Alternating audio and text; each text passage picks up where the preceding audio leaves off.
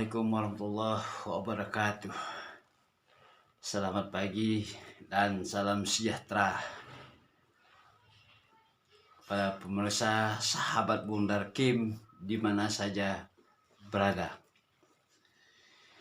Oke, pada pagi hari ini kita akan bincang-bincang mengenai bagaimana perincian makan siang gratis dengan bantuan modal usaha untuk rakyat yang masih miskin, untuk keluarga yang masih miskin. Yang mana yang lebih efektif, lebih produktif ya, di dalam menyelesaikan persoalan baik kemiskinan itu sendiri, pengangguran di dalam negeri, maupun menangani gizi buruk, stunting, ya. Kemudian bagaimana perbandingan antara makan siang gratis dengan bantuan modal usaha kepada rakyat miskin di dalam meningkatkan penerimaan pajak negara, ya. Kemudian mengatasi defisit ekspor. Nah, kemudian mengatasi berbagai kegiatan ekonomi yang saat ini lesu, yang dimana pertumbuhan ekonomi hingga saat ini belum pernah menyentuh 5,5%, apalagi kalau sampai 6%. Apalagi yang seperti yang dicita-citakan 7%. Ekonomi akan meroket. Itu hanya batas retorika belaka. Kalau negara ini tidak menguasai atau para eksekutif, para pemerintah tidak menguasai parabel-parabel apa yang mesti diperhatikan, yang mesti ditingkatkan di dalam meningkatkan pendapatan masyarakat, pendapatan rakyat, mengurangi pengangguran, dan mengurangi angka kemiskinan itu sendiri. Nah, di sini saya akan jelaskan yang lebih rinci bagaimana, yang mana yang lebih untung. Negara tetap berkukuh kepada makan siang gratis, atau yang lebih baik bantuan modal usaha kepada rakyat miskin untuk Indonesia yang lebih baik di masa yang akan datang. Nah, ini kita harus berpikiran realistis berdasarkan data dan fakta yang ada, keadaan ekonomi Indonesia pada saat ini, dan melihat juga dari segi anggaran yang dibutuhkan di dalam memenuhi makan siang gratis itu sendiri, apakah lebih efektif atau bahkan akan menguras daripada pengeluaran APBN itu sendiri. Nah, kita lihat Nah, nanti saya rinci satu persatu, nanti Anda menilai sendiri. Kita utarakan data yang valid berdasarkan data yang dimiliki oleh pemerintah, baik dari Kemendiknas Ristek maupun dari data BKKBN itu sendiri. Karena itu ada menyangkut masalah perhitungan kuantitatif angka dan siapa yang menikmati daripada makan siang gratis itu sendiri, berapa jumlahnya. Oke, sebelum kita sampai ke situ, para pemirsa di mana saja berada, saya selalu diawali dengan ngopi terlebih dahulu supaya kita tetap segar bugar. Jadi ngopi bikin kita segar bugar, jantung lancar, cuma jangan sering-sering.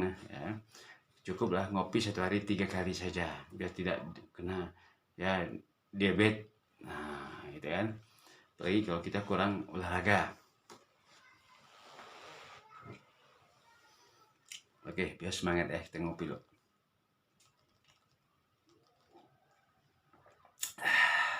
Sip.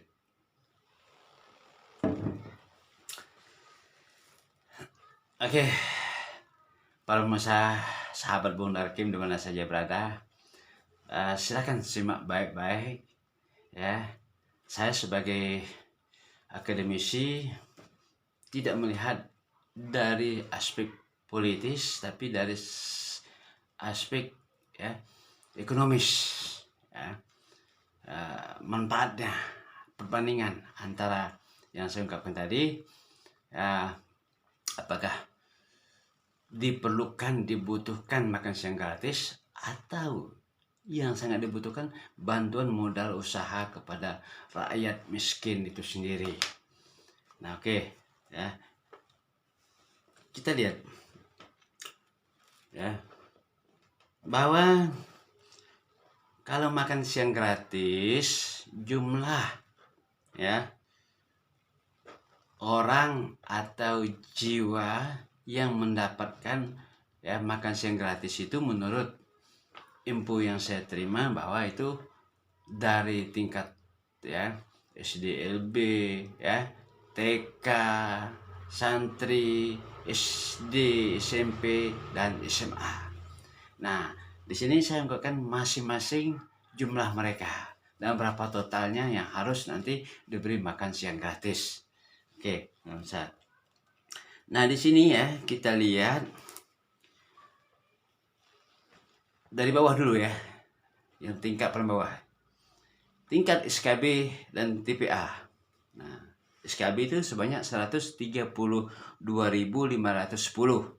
tingkat TPA 52.478 orang. Nah, SLB 158.514 orang ya. Kemudian tingkat PKBM dan PKBM itu sebanyak 1,6 juta orang. Itu dari bawah ya, sebelum di bawah TK lagi. Kemudian PAUD itu berjumlah 614.033 orang. Nah, kemudian ya, kelompok yang masih bermain atau sebelum TK lagi sebanyak 2,44 juta orang. Nah, tingkat TK 3,74 juta orang ya, berarti 3 juta ya 740.000 orang maksudnya ya, maka disingkat 3,74 ya juta. SD 24 juta 24,4 juta ya. SMP 9,97 juta, 9,97 juta SMP. Dia semakin menurun jumlahnya. Sedangkan di tingkat SMA itu berjumlah 5,32 juta, 5,32 juta orang. SMK 5,08 juta orang. Nah, total ya yang nanti akan diberikan makan siang gratis dari tingkat bawah sampai tingkat SLTA atau SMA sebanyak 53 juta orang, kurang lebih itu 53.147.000 orang. Nah, ya 53.147.000 orang yang berhak menerima atau mengkonsumsi makan siang gratis. Nah, ini yang berhasil saya kumpulkan data. Kita mesti berbasiskan data, jangan berdasarkan katanya. Nah, data ini saya dapat dari ya Kemendikbudristek ya. Angka-angka tadi kuantitatif itu angkanya. Nah, ditambah lagi ibu hamil ya. Nah, ibu hamil pada tahun 2023 kemarin sampai bulan Oktober itu berjumlah 4,8 juta orang. Nah, jadi total yang mendapatkan makan siang gratis itu 57.947.000 orang. Ya, 57.947.000 orang totalnya. Nah, ya dengan ibu hamil. Diperhitungkan pada tahun 2023, belum bertambah lagi. Jadi 2024 ini mungkin sudah sampai 5 juta orang yang ibu yang sedang hamil, yang perlu mendapat makan siang gratis kalau berdasarkan yang diinginkan oleh ya program pemerintah, ya salah satu paslon, ya katakanlah paslon 02, ya untuk kalau dia menang, jadi menang pada tahun 2024 ini. Walaupun itu sudah mulai dibahas di ini ya kabinetnya sekarang ini juga sedikit saya agak aneh, mendahului daripada ya keputusan KPU. Harusnya nunggu keputusan KPU baru itu bisa dibahas, karena mungkin itu program paslon yang sekarang ini baru selesai bertanding, baru selesai dihitung, belum selesai dihitung, tapi dibahas oleh kabinet yang sebelumnya. Ini aneh tapi nyata, sebenarnya enggak boleh gitu ya.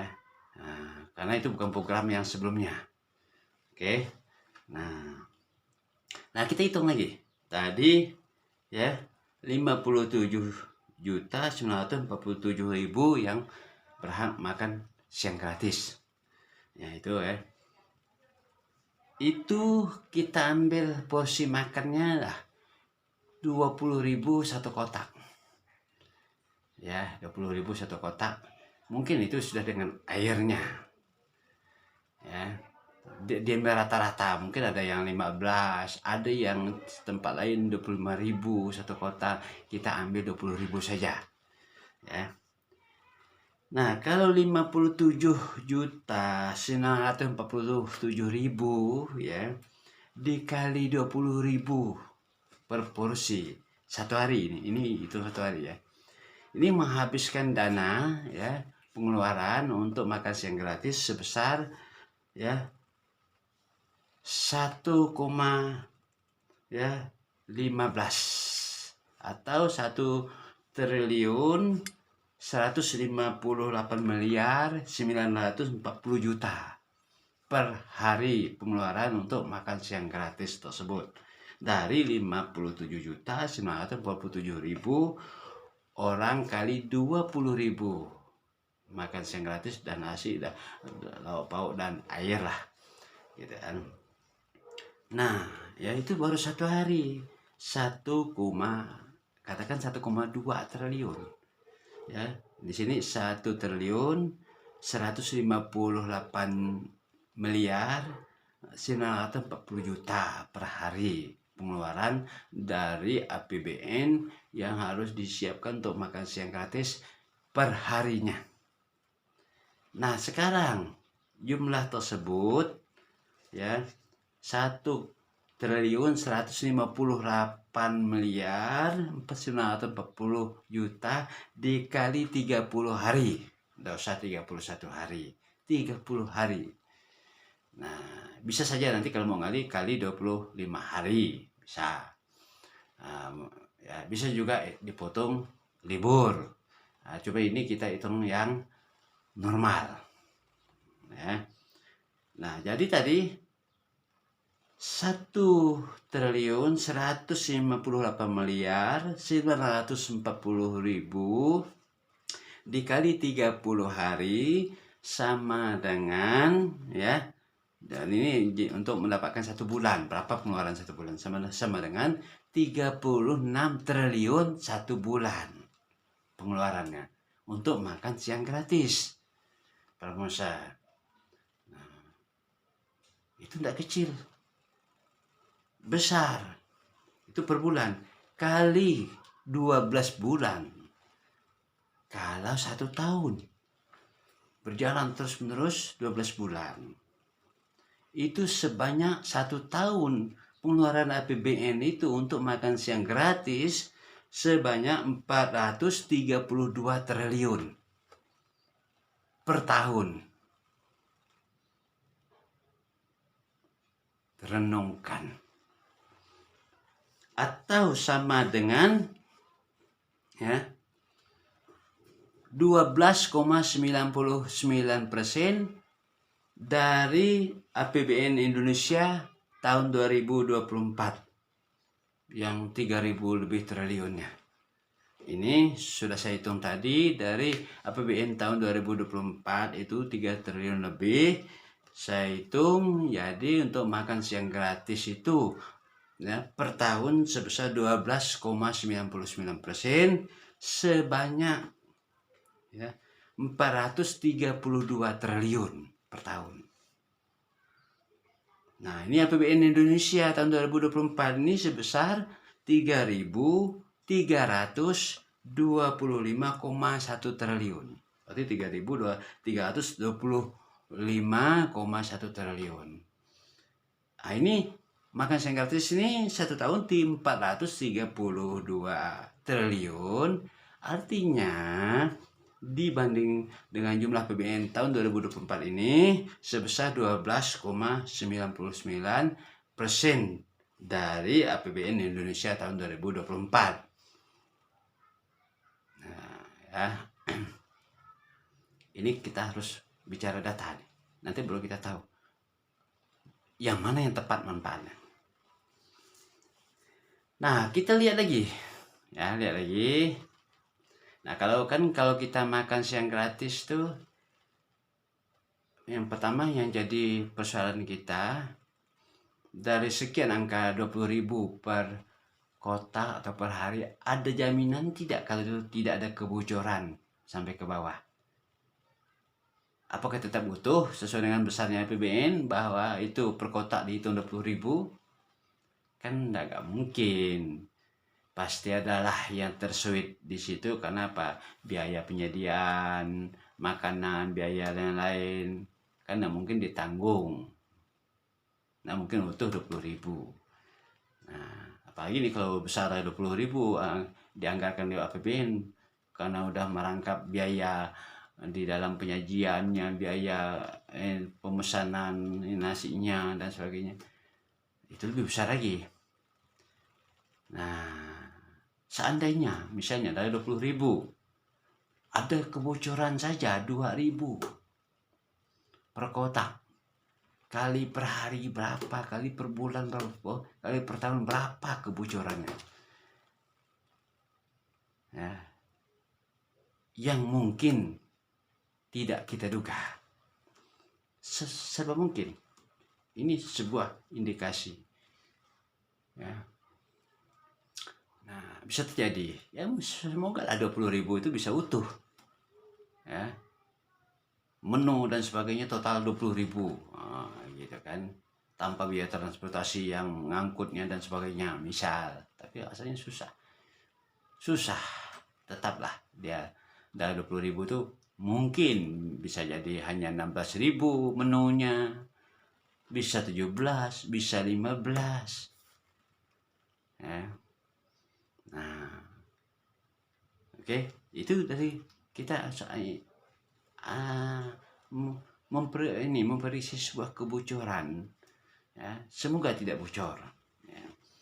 Nah, sekarang kita perbandingkan dengan manfaat lain. Seandainya ya, uang sebesar 1 tahun itu 432 triliun itu per tahun yang telah dihabiskan untuk makan siang gratis, yang belum tentu juga ya membuat rakyat cerdas setelah makan siang itu, membuat gizi ini anak sekolah siswa itu lebih bagus dari sebelumnya misalkan. Nah, ini kan masih sebuah tanda tanya kita, perlu dilakukan sebuah penelitian, betul tidak dengan makan siang gratis ini gizi bertambah, stunting berkurang misalkan. Nah, itu perlu adanya sebuah penelitian lagi nanti, efektif dan tidak, dengan sekian besar anggaran. Nah, kita bandingkan lagi, misal ya. Nah, sekarang rakyat miskin di Indonesia hingga tahun 2023 ini ya sebesar 25.090.000. orang. 25 juta 90.000 orang. Atau bisa ini juga ya 25,9 ya.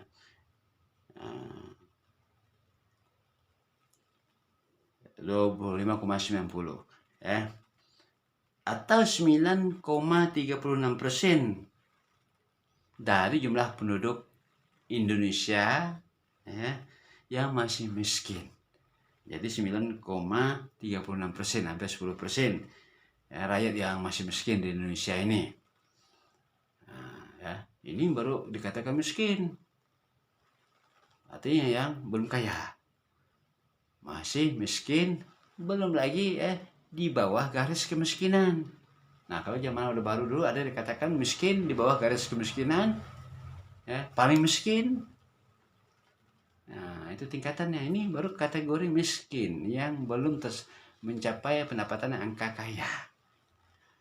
Nah, itu udah 9,36% atau 25 juta 90.000 orang ya. Jadi ya tahun 2023. Nah, coba kita lihat lagi pengangguran di Indonesia ini sebesar ya, yang masih nganggur 6 juta, masih nganggur 5,32% ya di tahun 2023. Nah, itu yang masih nganggur ya, dari jumlah angkatan kerja, bukan dari jumlah penduduk Indonesia ya. Jumlah penduduk Indonesia kalau bayi memang belum bisa kerja, usia yang masih sekolah belum angkatan kerja ini ya sudah berdasarkan ketentuan Undang-Undang Ketenagakerjaan. Di atas itu baru disebut dengan angkatan kerja. Nah, yang angkatan kerja itu yang tidak bekerja itu disebut pengangguran, yang tidak memiliki penghasilan sama sekali. Itu definisi pengangguran. Nah, pengangguran ini ada dua, pengangguran kentara dan pengangguran tidak kentara ya.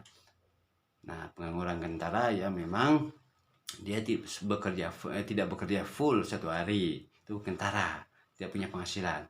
Pengangguran yang tidak kentara dia bekerja tapi bersifatnya ya part time atau setengah hari dan sebagainya, itu setengahnya menganggur namanya ya. Oke, ini tahun 2023 5,32% ya. Nah, kita kalkulasi lagi, kita bandingkan lagi ya. Dari jumlah rakyat yang miskin itu 25 juta 90 ya. Kalau seandainya satu kakak itu ya, itu dibagi 4. Dibagi 4, 25 juta 90 itu dibagi 4. Kenapa dibagi 4? Karena kita biasakan satu kakak itu 4 orang. Ya, bapak, mama, anak, 2 saya katakan ya. Nah, kalau ya 25 juta 90-an orang itu ya, dibagi 4 jadilah kurang lebih 6.475.000 kakak yang masih miskin dari 25 juta lebih tadi itu. Jadi kan 4 orang dibagi 4 orang per kakak, maka tinggallah 6.475.000 orang ya. Maksudnya 6.475.000 kakak maksudnya. Nah ya, karena udah jadi per kakak 24 orang. Seandainya itu tadi ya di dana APBN itu ya digelontorkan ya untuk membantu modal usaha ya kepada rakyat miskin yang tadi 25 juta itu tadi, setelah dibagi 4 tinggal 6 ya juta 475.000 kakak itu tadi ya, diberikan bantuan modal per kakak itu 25 juta modal usahanya untuk mereka meningkatkan pendapatan mereka ya. Tentunya bantuan modal itu yang 0%, Ya, kemudian juga bantu modal itu harus didampingi oleh pemerintah di dalam pengelolaan usahanya juga. Jadi pemerintah mesti bentuk tim khusus, bentuk lembaga khusus untuk menyalurkan dana. Seperti di Malaysia ada namanya Bank Bumi Putra yang menyalurkan dana dari rumah ke rumah, ya, dengan ya bunga kecil sekali. Nah ini katakanlah karena makan gratis itu habis tanpa bunga juga, ini tanpa bunga juga. Tapi dibantu 25 juta per kakak dari 6 juta lebih kakak yang masih miskin tersebut. Nah, kemudian dari hasil kegiatan usahanya juga nanti dibantu dipasarkan. Ya, kenapa didampingi? Supaya mereka lebih berkualitas, lebih memahami bagaimana mengembangkan usaha mereka. Nah, didampingi, diberi tugas. Kalau betul-betul ingin memberantas kemiskinan. Nah, di Indonesia ini itu saya beri solusi. Nah, kan? Kemudian dipasarkan hasil produknya. Nah, dengan dipasarkan berarti kan artinya cara masaknya begini, disiapkan para pengusaha sebagai bapak angkat.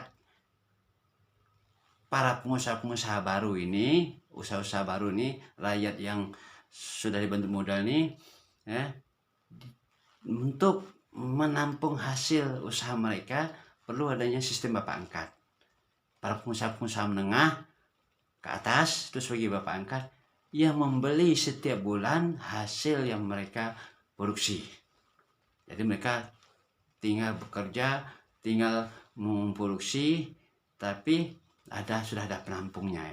Nah ini yang dilakukan oleh Jepang, awal kebangkitan Jepang. Dulu awal kebangkitan Korea, awal kebangkitan Taiwan, Singapura. Kenapa kita tidak mau meniru seperti ini? Nah, ya, jangan kita malu untuk meniru. Jepang bangkit itu berasal dari meniru. Negara paling ahli meniru, ya, di Asia ini adalah Jepang awalnya. Meniru bagaimana industri-industri barat dirubahnya, disesuaikannya dengan keadaan situasi di Asia. Sehingga produk-produk Amerika pun tersingkir oleh mereka. Nah, kita juga bisa meniru bagaimana mereka dengan negara tetangga kita bisa bangkit. Nah, ini Malaysia sudah mulai seperti itu. Ya. Kemudian ya,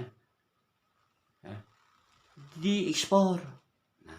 Nah, ini kan kalau semua yang miskin ini sudah punya penghasilan, tentunya kan kegiatan usaha meningkat, kegiatan produksi juga meningkat, baik produksi barang maupun jasa. Nah, yang barang ini dibantu oleh pengusaha bapak angkat untuk diekspor ke luar negeri. Dampaknya apa? Terhadap ekspor, surplus ekspor, baik dia di sektor pertanian, baik di sektor perkebunan, peternakan, perikanan, apapun yang menjadi kegiatan usaha mereka. Nah, ini namanya pemerataan kegiatan usaha rakyat, pemerataan kesejahteraan rakyat, pemerataan pendapatan ekonomi rakyat.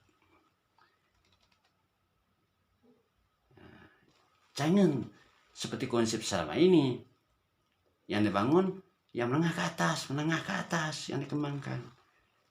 Sementara akar ekonomi ini sendiri, ekonomi rakyat ini parah. Bagaimana mau menyelesaikan ya kemiskinan? Ya. Ya. Oke. Kemudian kalau ini jalan dengan baik, bantuan modal ini jalan dengan baik, berarti kemiskinan juga udah lewat. Pendapatan meningkat, pendapatan rakyat juga akan meningkat. Sumber pajak juga akan bertambah. Kenapa? Kegiatan-kegiatan usaha rakyat itu semakin luas. Yang miskin-miskin itu udah punya kegiatan usaha, apalagi yang tidak miskin. Nah, sumber pajak, objek pajak juga meningkat. akan meningkatkan APBN itu sendiri. Selain pada ekspor produk, APBN juga meningkat karena sumber pajak meningkat.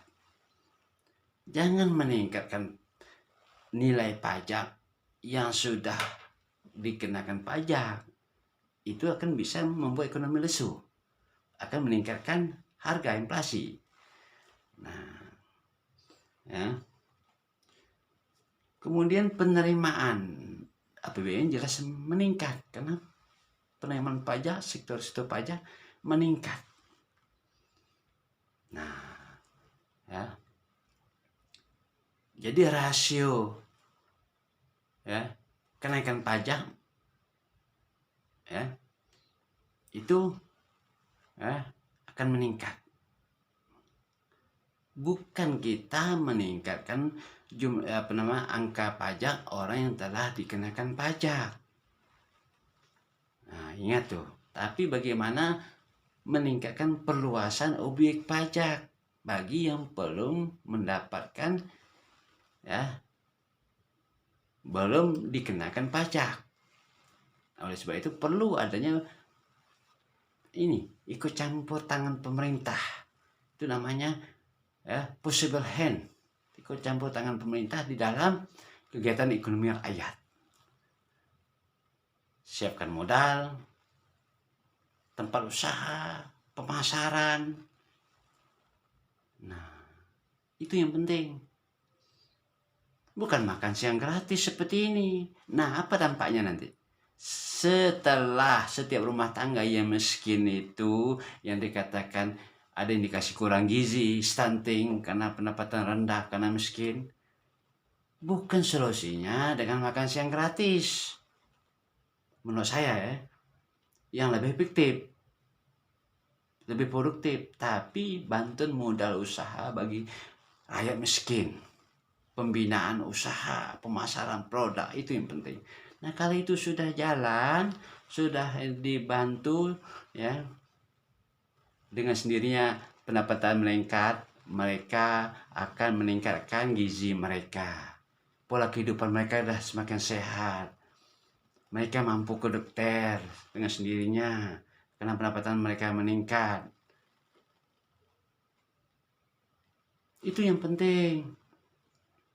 Jadi membantu rakyatnya tuh dibantu kailnya, bukan ikannya. Kail dan umpan. Supaya mereka bisa mencari ikannya dengan sendirinya. Kalau dikasih ikan, seperti kasih makan gratis, itu hanya sebatas itu. Mereka tidak akan bisa berkembang. Ya, kalau negara mampu membiayai selamanya. Oh enggak. Itu kan sama dengan mendidik rakyat agar tetap miskin. Sekarang kan kalau SD, SMP, SMA, ya udah lumayan gratis dari pemerintah kan. Dan ada biaya-biaya yang terlalu lagi. Kenapa mesti ditambah dengan makan gratis lagi? Itu bukan yang penting, tapi bagaimana menambah pendapatan orang tua, siswa itu sendiri. Itu yang penting.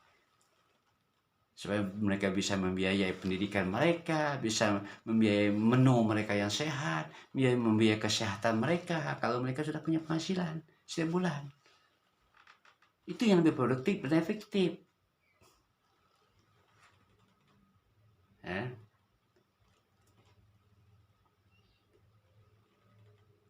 Nah, padahal makan biaya memberi bantuan modal terhadap mereka yang miskin ini dari 6.475 kakak itu sendiri yang masih miskin, cukuplah 25 juta sekali bantu saja, dibimbing kegiatan usahanya, diawasi, dipasarkan, ditampung pemasarannya. Cukup negara mengeluarkan sekali saja. Kalau 25 juta, berarti kurang lebih 160 triliun. Sekali saja. Tidak nyampe setengah, tidak nyampe setengah dari per tahun. Dari makan siang gratis per tahun. Kalau per tahun kan 432 triliun. Ini cukup 160 triliun. Teratasi pengangguran teratasi, kemiskinan lewat, pendapatan meningkat, pendapatan masyarakat, sumber pajak bertambah, APBN juga bertambah. Gizi keluarga, kesehatan juga semakin meningkat bagi rakyat yang sudah meningkat penghasilannya dari bantuan tersebut. Gimana? Silakan. Para pemirsa di mana saja berada, silakan komen di YouTube saya, Bonar Kim, yang mana yang lebih logis, yang menurut hati nurani anak, yang lebih benar, yang lebih logis, produktif, efektif, yang mana? Makan gratis atau diberi bantuan modal usaha rakyat dengan cukup 160 triliun sekali bantu saja, dengan diawasi, dibantu, dibina oleh pemerintah, dipasarkan produknya, diberi bapak angkat yang pengusaha bapak angkat yang siap menerima hasil usaha mereka setiap produksi, atau pilih makan siang gratis terus yang dapat menguras APBN kita setiap tahun 400 triliun lebih, 432 triliun. Nah, saya juga minta kepada anggota Dewan Pusat, pemerintah, tolonglah dipertimbangkan lagi. Berikanlah perbandingan lagi. Saya tidak bermakna mengatakan itu tidak baik, tapi pilihlah yang lebih baik, yang lebih produktif, efektif untuk rakyat, untuk kesejahteraan rakyat dalam jangka panjang. Jadi kita harus berdasarkan data, harus berdasarkan riset, harus berdasarkan penelitian, bukan hanya berdasarkan perasaan di dalam menyusun program ya ekonomi ya untuk kesejahteraan rakyat. Oke, para pemirsa di mana saja berada ya,